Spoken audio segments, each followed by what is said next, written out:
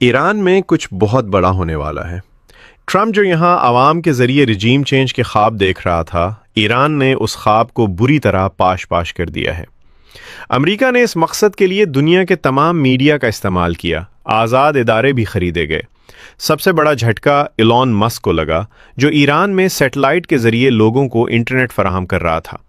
ایران نے اسے بھی روسی ٹیکنالوجی سے جام کر کے ناکارہ بنا دیا، اور اب ایلون مسک ایکس پر منہ چھپاتا پھر رہا ہے۔ ان تمام ناکامیوں کے بعد امریکہ اب ایران پر حملے کا منصوبہ بنا رہا ہے۔ امریکہ اور یورپ کے کئی ممالک نے اپنے شہریوں کو ترکی اور آرمینیا کے راستوں سے ایران سے نکلنے کی ہدایت جاری کر دی ہے۔ تجزیہ کاروں کے مطابق امریکہ ایرانی ٹاپ لیڈرشپ اور میزائل ٹیکنالوجی کو نشانہ بنا سکتا ہے۔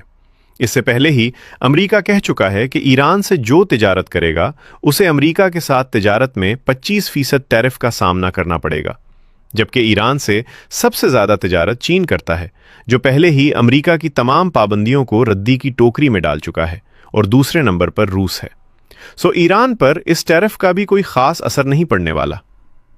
اگر آپ اس طرح کی ویڈیوز دیکھنا چاہتے ہیں تو کمنٹس میں یس لکھ کر آپ بتا سکتے ہیں۔ ہمارا چینل فالو کریں اور اس ویڈیو کو لائک سے